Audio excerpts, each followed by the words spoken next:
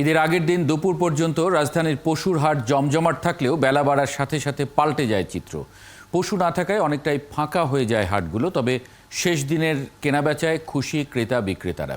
ক্রেতারা বলছেন শেষ সময়ে এসে ব্যবসায়ীরা পশুর দাম ছাড়তে শুরু করেছেন, তাই বিক্রিও বেড়েছে। আর বিক্রেতারা বলছেন বাধ্য হয়ে খুব কম লাভেই তারা বিক্রি করছেন। বেশি বিক্রি হচ্ছে 1 থেকে 1.5 লাখ টাকার মাঝামাঝি আকারের গরু। রহিম রুমনের প্রতিবেদন।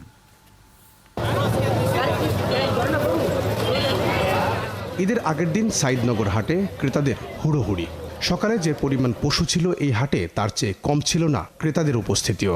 1,36,000 টাকা দিয়ে কিনছি এটা, বুঝছেন?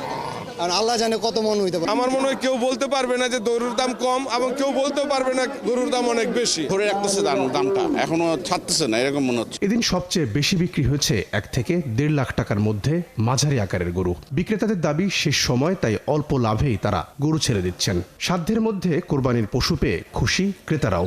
একই রকম পরিস্থিতি ছিল খাসির দামেও। আমি প্রত্যেকটা গরুতে মোটামুটি 5-7 হাজার 10 হাজার টাকা আমি লাভবান হয়ে আমি বিক্রি করছি। গতকালকে দাম বেশি হয়েছে বা ভাবছি যে গতকালকে পাইছি আর কি, আজকে কষ্ট করলাম তাই কি আরো যে দামে কেনা সে দামে তো না বেচা নাই। গরু প্রতি 20-30 হাজার করে নাই। আইও নাই দিতে আমার মিডমই আছে, আমার সমস্যা নেই। আমার আল্লাহর হচ্ছে কিছু কিন্তু কুরবান দেবো, আমার ইয়া নেই। দুইটা 45,000। সস্তায় পাইছেন নাকি? সস্তা না, দাম ঠিকই আছে। লস দিয়ে তো বিক্রি করা যাবে না, অ্যাটলিস্ট আমরা আমাদের সমান হইলে আমরা ছেড়ে দেবো। আল্লাহর নামে কোরবানি দেবো, এত লাভ আর লস কি? ব্যাপারীরা আসছে অনেক কষ্ট করে। তবে কপাল পুড়েছে বড় গরুর ব্যাপারীদের। যোগান বেশি হলেও মিলছে না কাঙ্ক্ষিত দাম। শেষ মুহূর্তে বিক্রির জন্য যেসব ব্যাপারী বড় গরু ধরে রেখেছেন তারা পড়েছেন উভয় সংকটে। গতকাল এই গরু আমার দুইটা 6,000-70,000 টাকার দাম বলছিল।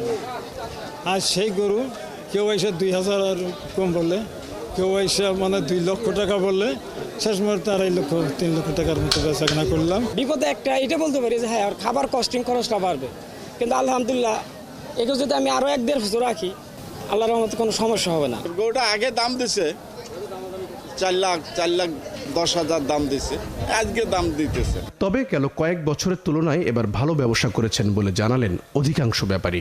শেষ দিনের বেচা বিক্রিতে মোটামুটি সন্তুষ্ট ক্রেতা এবং বিক্রেতারা। এবার বেশি লাভ করেছেন মাঝারি সাইজের গরু বিক্রেতারা। তবে সবচেয়ে বড় বিপত্তি বেঁধেছে এমন বড় সাইজের। আমার সামনে যে গরুটি রয়েছে এই গরুটিও গতকাল পর্যন্ত 4.5 লক্ষ টাকা দাম বলেছেন ক্রেতারা। তবে আজকে এই গরুটির দাম বলা হচ্ছে 3 লক্ষ থেকে সর্বোচ্চ 3,10,000 টাকা। রহিম রুমন, 71, ঢাকা। কোরবানির ঈদের অন্যতম বড় একটি কাজ কোরবানির বর্জ্য অপসারণ, এবং সেই কাজে রাজধানী ঢাকার 2 সিটি কর্পোরেশন, ঢাকা উত্তর ও ঢাকা দক্ষিণ এলাকায় 19,500-এর বেশি কর্মী নিয়োজিত থাকবেন বলে জানানো হয়েছে। ঈদের দিন বেলা 2টা থেকে বর্জ্য অপসারণের কাজ শুরু হবে। উত্তর সিটি 6 ঘন্টার মধ্যে এবং দক্ষিণ সিটি কর্পোরেশন 24 ঘন্টার মধ্যে বর্জ্য অপসারণের ঘোষণা দিয়েছে। তদারকিতে ঢাকা দক্ষিণ সিটিতে কেন্দ্রীয় নিয়ন্ত্রণ কক্ষ চালু করা হয়েছে। বর্জ্য অপসারণে যথাসময়ে যদি না করা হয় তাহলে বাসিন্দারা নিয়ন্ত্রণ কক্ষের 2টি নম্বরে ফোন করে তথ্য অভিযোগ জানাতে পারবেন। নম্বর 2টি তারা প্রকাশ করেছে। শহর পরিচ্ছন্ন রাখতে কি উদ্যোগ নেওয়া হয়েছে দেশব্যাপী, এ নিয়ে আজকে আমরা কথা বলবো। আমাদের সঙ্গে আছেন ঢাকা দক্ষিণ সিটি কর্পোরেশনের প্রধান বর্জ্য ব্যবস্থাপনা কর্মকর্তা নাসিম আহমেদ, চট্টগ্রাম সিটি কর্পোরেশনের প্রধান পরিচ্ছন্ন কর্মকর্তা কমান্ডার লতিফুল হক কাজমি, এবং রাজশাহী থেকে যুক্ত আছেন রাজশাহী সিটি কর্পোরেশনের প্রধান পরিচ্ছন্ন কর্মকর্তা শেখ মোহাম্মদ মামুন। আপনাদের স্বাগত জানাচ্ছি সংবাদযোগে। শুরুতেই নাসিম আহমেদ, আপনার কাছে জানতে চাই, আপনারা 24 ঘন্টার ভেতরে ঢাকা দক্ষিণের কোরবানির পশুর বর্জ্য অপসারণের ঘোষণা দিয়েছেন, কন্ট্রোল রুম করেছেন, আর কি ব্যবস্থাপনা রেখেছেন আপনারা? আপনাকে ধন্যবাদ। সেই সাথে 71 টিভির যারা দর্শক শ্রোতা আছেন তাদেরকেও শুভেচ্ছা জানাচ্ছি এবং আগাম ঈদ মোবারক। আসলে এইবার আমরা ঢাকা সিটির অধীন ময়লা বা বর্জ্য অপসারণ কার্যক্রমটি আমরা 2 পর্যায়ে নিষ্পন্ন করতে যাচ্ছি। আমরা হাটের বর্জ্যগুলোকে আমরা একটা ব্যবস্থাপনায়, এবং কুরবানির দিনে, পবিত্র ঈদুল আজহার দিনে কুরবানিত পশুর বর্জ্য অপসারণের দিকে একটা ব্যবস্থা রাখতে চাচ্ছি। এখানে হাটের ময়লা অপসারণে টোটালি একটা আমাদের যে যন্ত্রপাতিগুলি কাজ করবে, এই যন্ত্রপাতিগুলি অন্যদিকে যাবে না, শুধু হাট কেন্দ্রিক। তারা হাট থেকে বর্জ্যগুলি নিয়ে যাবে আমাদের ল্যান্ডফিলে, আর অপরদিকে কোরবানির দিন এবং তার পরবর্তী দিনগুলিতে যে সকল পশু কোরবানি হবে তাদের বর্জ্যগুলি আমাদের আরেকটা STS এর মাধ্যমে আমাদের ল্যান্ডফিলে যাবে। সেখানে আমাদের কাজ করবে PCSP কর্মীরা, পাশাপাশি আমাদের প্রায় 9,000 পরিচ্ছন্ন কর্মী রয়েছেন, PCSP রয়েছেন প্রায় 4,500 কর্মীর মতো, 4,500 কর্মী। এই সকল কর্মীরা 9,500 কর্মীরা এই সকল বর্জ্য অপসারণ কাজ করবেন। পাশাপাশি আমাদের এখানে 530টি যানযন্ত্র ভারী যানবাহন কাজ করবে। এর মধ্যে 30টি যানবাহন রয়েছে মনিটরিংয়ের জন্য। আমাদের এই পর্যায়ে এই বছরে মাননীয় মেয়র মহোদয় আমাদের এই যানবাহনের বহরে 50টি নতুন গাড়ি যুক্ত করেছেন এবং এই যুক্ত করার ফলে আমাদের এই বহর হচ্ছে সমৃদ্ধ। এবং আমরা যে ঘোষণা দিয়েছি 24 ঘন্টা, আশা করি 24 ঘন্টা তার অনেক আগে আমরা আমাদের ময়লার অপসারণ কার্যক্রম করতে সক্ষম হব বলে আমরা মনে করি। ইনশাল্লাহ আমাদের সকল ধরনের প্রস্তুতি আমরা নিয়েছি। আর যদি প্রকৃতির কোনো বৈরী অবস্থা যদি না থাকে তাহলে আশা করি সকল আমাদের কাউন্সিলর মহোদয়ের সকলেই কাজ করছেন, তারা প্রচুর সভা করেছেন। আমাদের প্রধান নির্বাহী কর্মকর্তা আমাদের সকল সময় আমাদের মাননীয় মেয়র মহোদয়ের নির্দেশক্রমে সকল পর্যায়ের নির্দেশনাগুলি আমরা পৌঁছে দিয়েছি। সকল কর্মীরা প্রস্তুত রয়েছে সকল ধরনের যন্ত্রপাতি নিয়ে। আমাদের কার্যক্রম কিন্তু শুরু হয়ে গেছে। অনেক জায়গায় যে সকল জায়গায় হাট ছোট হয়ে আসছে সেখানে হাটের ময়লা অপসারণ কার্যক্রম ইতিমধ্যে আমরা শুরু করে দিয়েছি। আপনাকে ধন্যবাদ। জি, আপনার কাছে আবারও আসবো। লতিফুল হক কাজমি, চট্টগ্রামে কি ধরনের ব্যবস্থাপনা রেখেছেন আপনারা বর্জ্য অপসারণে?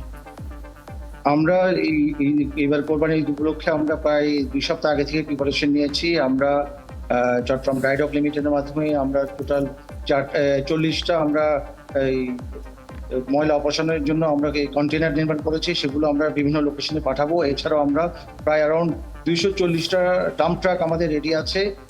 এছাড়া আমাদের সাথে 4,700 পরিচ্ছন্ন কর্মী কালকে সকাল 9টা থেকে মাঠে নেমে যাবে। আমাদের টার্গেট হচ্ছে, গত বছর আমরা 7 ঘন্টার মধ্যে আমরা ক্লিন করেছিলাম, আশা করি এবারও করবো। সাথে আমাদের সাথে পানির ভাউচার আছে, সবকিছু মিলে আমরা মোটামুটি প্রস্তুত আছি। তাছাড়া যেসব জায়গায় আমাদের STS থেকে যেসব ময়লা পাঠানো হবে সেসব জায়গায় আমরা পুরোপুরি রেডি করেছি এবং যথেষ্ট পরিমাণ আমাদের এখানে লং বুম পে লোডার এবং স্কেভেডার রয়েছে। সো আমরা আশা করছি গতবারের মতোই আমরা ইনশাল্লাহ 7 ঘন্টার মধ্যে আমরা ময়লা অপসারণ করতে সক্ষম হবো। এটা বিকেল 4টা থেকে 5টার মধ্যে ইনশাল্লাহ আমাদের শহর পরিচ্ছন্ন হয়ে যাবে। জি, শেখ মোহাম্মদ মামুন, দেশের অন্যতম পরিচ্ছন্ন শহর হিসেবে রাজশাহীকে বলা হয়। রাজশাহীতে আপনারা আসলে কি ধরনের ব্যবস্থাপনা রেখেছেন শহরে? ধন্যবাদ আপনাকে এবং সেই সাথে যারা 71-এর দর্শক শ্রোতা আছেন তাদেরকেও আমি রাজশাহী সিটি কর্পোরেশনের মাননীয় মেয়র এবং পরিষদের পক্ষ থেকে সবাইকে ঈদ মোবারক জানাই, শুভেচ্ছা জানাই। আসলে আমরা রাজশাহী সিটি কর্পোরেশন মাননীয় মেয়র মহোদয়ের নেতৃত্বে যেটা আর কি বিশ্বাস করে সেটা হলো যে আগামীকাল কুরবানির দিন, কুরবানির বর্জ্য আগামীকালকে সমস্ত ক্লিন করব আমরা এইভাবে যেন পরের দিনে মনে হয় রাজশাহী মহানগরীতে কোনো কুরবানি হয় নাই। আমাদের প্রচেষ্টাটা এই থাকে। এর জন্য আমরা যে পরিকল্পনাগুলো করে থাকি সেটা হলো টোটাল সিটি কর্পোরেশনটা আপনার হলো একটা নেটওয়ার্কের আন্ডারে থাকে, যেটা ভ্যানের নেটওয়ার্ক আমরা বলি, যেটা আমাদের সকাল থেকেই কাজ শুরু হবে এবং যেখানে যেখানে কোরবানির পশু বর্জ্য থাকবে এবং কোরবানি হবে সেখানে সেই বর্জ্যগুলো তারা নিয়ে STS-এ নিয়ে যাবে, সেখান থেকে আমরা আমাদের ডাম্পিং ইয়ার্ডে নিয়ে যাব। এইটা হলো মানে মোদ্দা কথা বা খুব অল্প ভাষায় বললে এইটা। এর পাশাপাশি যেটা আছে সেটা হলো মাননীয় মেয়র মহোদয় এবং আমাদের পরিষদের যারা সম্মানিত কাউন্সিলর আছেন তারা কমিটেড এবং তারা সবাই মেয়র স্যার সহ সবাই ফিল্ডে থাকে ঈদের দিনে।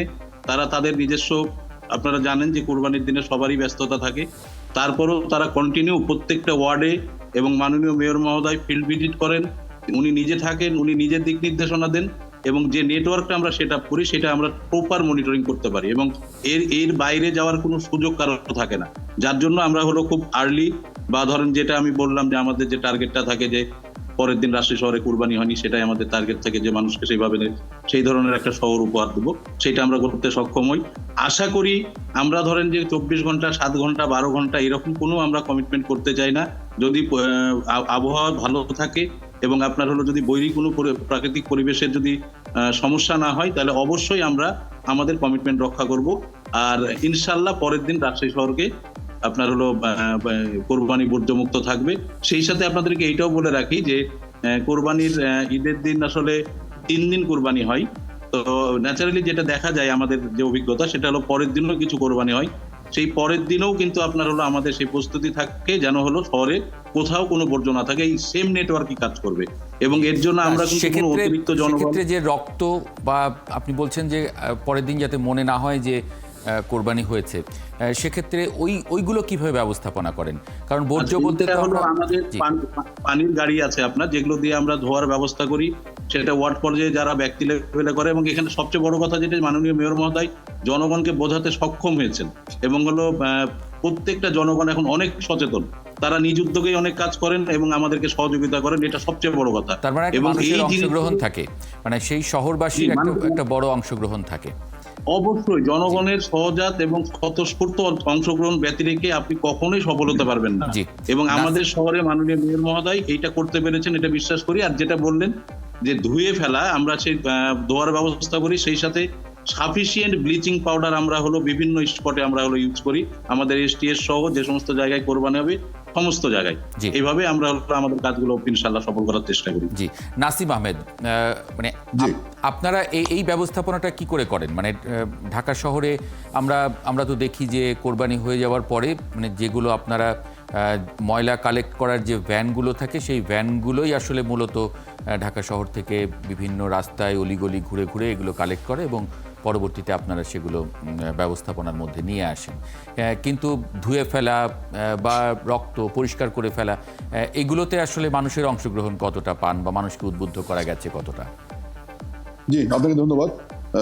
এই কুরবানির জবাই করার পর যে রক্ত বা অন্যান্য বর্জ্য রাস্তায় পড়ে থাকে, রাস্তায় বেশিরভাগ অনেক ক্ষেত্রে আমাদের রাস্তায় জবাই করা হয় পশুর যে রক্তগুলি সেগুলিকে পরিষ্কার করার জন্য আমাদের 10টি অঞ্চলে 10টি পানির গাড়ি, স্যাভলন মিশ্রিত পানির গাড়ি থাকবে, যে পানি গাড়ি আপনার পানি ছিটাবে প্লাস জীবাণুনাশক ছিটাবে। পাশাপাশি আমরা এই কুরবানির দিনে আমরা প্রায় 40 টন আমরা ব্লিচিং পাউডার সংগ্রহ করেছি এবং সেগুলি কাউন্সিলর পর্যায়ে, ওয়ার্ড পর্যায়ে আমরা এগুলি বিতরণ করেছি এবং 220 গ্যালন স্যাভলন আমরা সরবরাহ করেছি জনগণের মাঝে তথা কাউন্সিলের মাধ্যমে।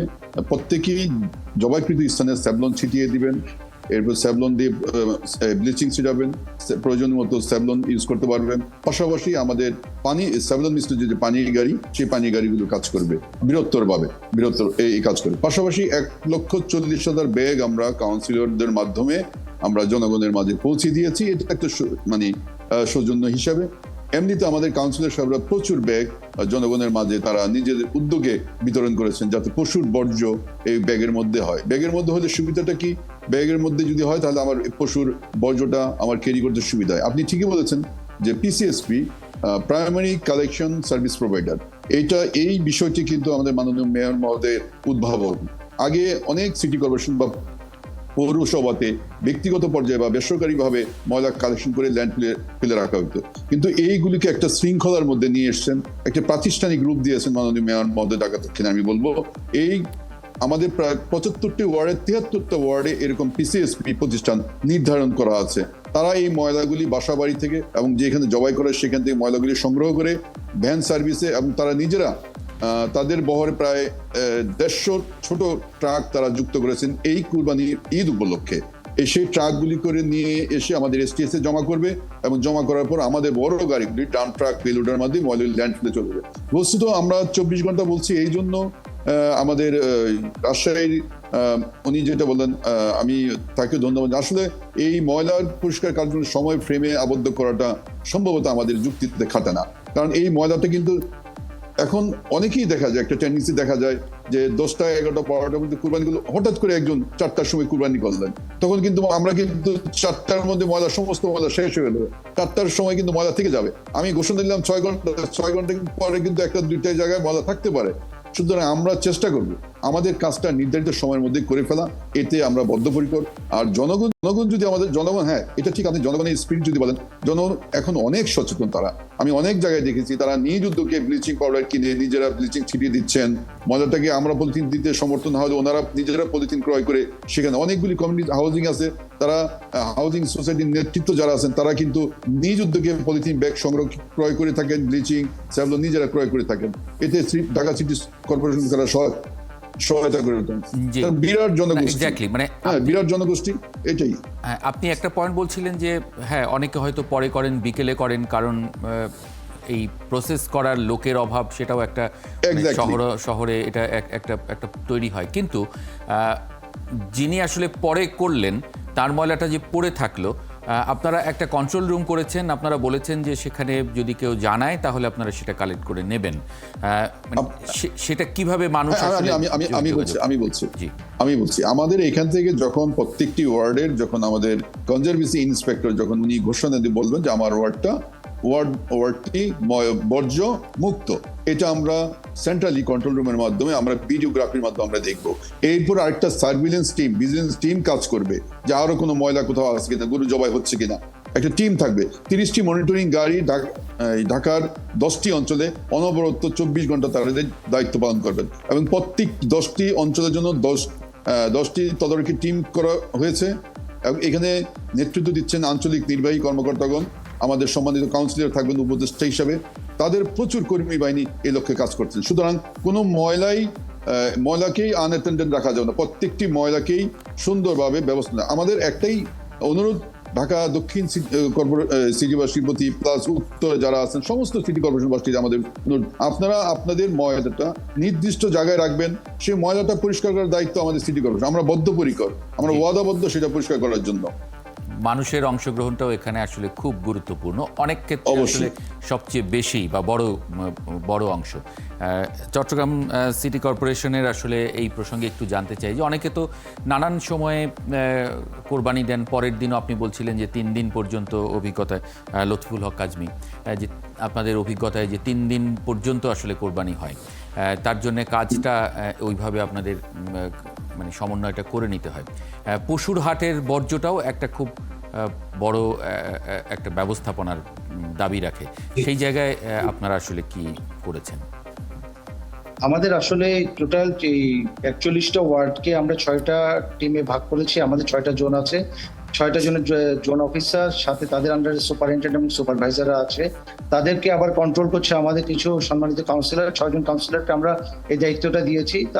তারা মোটামুটি সার্ভিলেন্সে থাকবে সবসময়, এবং এই যে বাজারে যেটা ময়লাটা হচ্ছে সেটা আমরা জেনারেলি আমাদের কোরবানির বর্জ্য পেতে প্রায় 10টা সাড়ে 10টা সকালে হয়ে যায়। আমাদের সকাল 8টা থেকে টিম শুরু মানে পরিষ্কার পরিচ্ছন্নতা কাজ শুরু করে দেবে, এবং যে সব জায়গায় ধরেন গরুর খাদ্যগুলো কিংবা যেসব ময়লা আবর্জনা পড়ে থাকে তারা আমরা গরুর জবাই করার পর যে বর্জ্যটা তৈরি হয় সেটা কালেক্ট করার আগে আমরা প্রথমেই সকালে বাজার এবং আশেপাশে রাস্তাঘাটে যে ময়লাটা আছে সেটা আমরা সরিয়ে ফেলবো। তারপর আমরা হয়তো 10টা নাগাদ যেই গরু থেকে যে সব বর্জ্য তৈরি হবে কিংবা এরপর আরেকটু ধরুন হাড়গোড় কিংবা লেজটা যেভাবে গরুর চামড়াতে অথবা উচ্ছিষ্ট অংশটা আমরা টোটাল কাজটা 3 ধাপে করবো।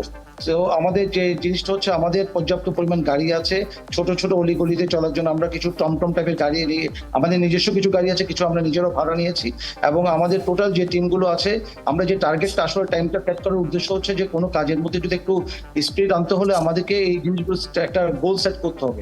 আমরা যেভাবে রেগুলার ভিত্তিতে যেভাবে কাজগুলো করে থাকি সেটাকে যদি রেগুলার ধরে থাকি, সেক্ষেত্রে হয়তো এই যে গরু জবাইয়ের পর যে বর্জ্যটা তৈরি হয় সেটা থেকে যে দুর্গন্ধটা তৈরি হয় এবং পরিবেশের যে ক্ষতিটা হয় সেটা থেকে জনগণকে রেহাই দেওয়ার জন্য আমরা এই ধরনের একটা টাইম সেট করেছি, যাতে আমাদের সবাই লোকজনগুলো যাতে স্পিরিটেড থাকে এবং কাজগুলো যাতে নির্দিষ্ট সময়ের মধ্যে যদি আমরা সেট না করি সেক্ষেত্রে হয়তো জনগণ ভোগান্তিতে পড়বে, এবং শহরের যে পরিচ্ছন্ন এবং একটা দুর্গন্ধমুক্ত যে শহর আমাদেরকে যে উপহার দেওয়ার টার্গেট সেটা কিন্তু আমরা 24 ঘন্টা করলে 24 ঘন্টায় জনগণ সাফার করবে। সো আমাদের মেয়র মহোদয় গতবার যে টার্গেটটা করেছিলেন এবারও 19 সেই টার্গেট করেছেন, এবং আমরা আশা করছি আমরা নির্দিষ্ট সময় 4টা থেকে 5টার মধ্যে শহরকে অ্যাটলিস্ট দুর্গন্ধটা পরিবেশ, আমাদের যথেষ্ট ব্লিচিং পাউডার আছে, আমরা ব্লিচিং পাউডার ছড়িয়ে দেব, এবং আমাদের প্রতিটা ওয়ার্ডে আমাদের প্রতিটা সম্মানিত কাউন্সিলর সাথে আমাদের সংরক্ষিত আসনের মহিলা কাউন্সিলরদেরকে আমরা পর্যাপ্ত পরিমাণ ব্লিচিং পাউডার দিয়ে দিয়েছি। ওনারা ছোট ছোট প্যাকেট করে জি, মানে আপনারা যে ব্যবস্থাপনাগুলো রেখেছেন এবং